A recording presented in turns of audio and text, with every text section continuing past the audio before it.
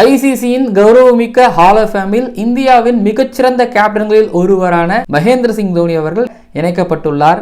ICC T20 world cup winning captain, ICC ODI world cup winning captain, ICC champions trophy winning captain, number 1 test team captain, ICC ODI cricketer of the year 2008-2009, ICC ODI team of the year டிகேட்ல கேப்டனாகவும் wicket கீப்பராகவும், ICC T20 team of the டிகேட்ல wicket கீப்பராகவும் கேப்டனாகவும் 2013 ஐசிசியோட LG people's choice award winner, ICC spirit of cricket year award 2011, ICC spirit of cricket the decade. இப்படின்னு ஒரு பிளேயரா ஒரு கேப்டனா ஐசிசியோட விருதுகள் பட்டியலில் இருக்கக்கூடிய விருதுகளில் ஒரு கிரிக்கெட்டரால ஒரு கேப்டனா வெல்ல முடியாத அளவுக்கு மகேந்திர சிங் தோனி அவர்கள் வென்றிருக்கிறார்.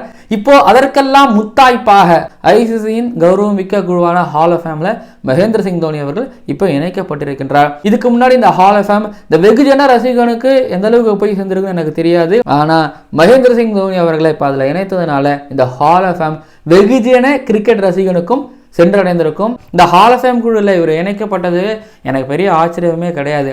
ஏன்னா 2013 மக்களால் வாக்களித்து தேர்ந்தெடுக்கப்படக்கூடிய எல்ஜி பீப்புள்ஸ் சாய்ஸ் அவார்டு அப்போ வின் பண்ணியிருந்தாரு. எப்போ அவர் யங்ஸ்டராவோ ஒரு பீக்ல இருக்கும் போதெல்லாம் இல்ல, ஒரு மெச்சூரான ஒரு கேப்டனா ஒரு சீனியரா இருக்கும்போது அந்த அவார்டை வின் பண்ணாரு. இது ஒரு புறம்னா 2011 ட்ரெண்ட் பிரிட்ஜ்ல இயான் பெல்ல திரும்ப அழைத்தது உங்களுக்கு ஞாபகம் இருக்கும் நான் நினைக்கிறேன். அந்த வருஷம் அவருக்கு ஸ்பிரிட் ஆஃப் கிரிக்கெட் அவார்டு வாங்கி கொடுத்தது மட்டும் கிடையாது, அந்த டிகேடோட யோசிச்சு பார்த்தீங்கன்னா அந்த 2011 இருந்து 2020 எக்கச்சக்கமான நினைவுகள் நிறைய நடந்திருக்கு. பட் 2011 ட்ரெண்ட் பிரிட்ஜ் டெஸ்ட் மேட்ச்ல இயான் பெல் மகேந்திர சிங் தோனி அவர்கள் திரும்ப பேட் பண்ண கூப்பிட்டது தான் அந்த டிகேடோட ஸ்பிரிட் ஆஃப் கிரிக்கெட்டுக்கு எடுத்துக்காட்டா சொல்லப்படுற ஒரு நிகழ்வுங்கிறதுனால மகேந்திர சிங் தோனி அவர்களுக்கு அந்த விருது கொடுப்பாங்க. ஸோ மகேந்திர சிங் தோனி அவர்கள் ட்ரோஃபி கலெக்டர்னு சொல்லுவாங்க. ஆக்சுவலி அவரை ஐசிசி ட்ரோஃபி கலெக்டர் அப்படின்னு நான் சொல்லுவேன். ஸோ ட்ரோஃபி வின் பண்ணதுனால மட்டும் மகேந்திர சிங் தோனி அவர்களுக்கு இந்த ஹால் ஆஃப் ஃபேம் அப்படிங்கிற குழுவில் இணைக்கப்பட்டதா நான் பார்க்கல.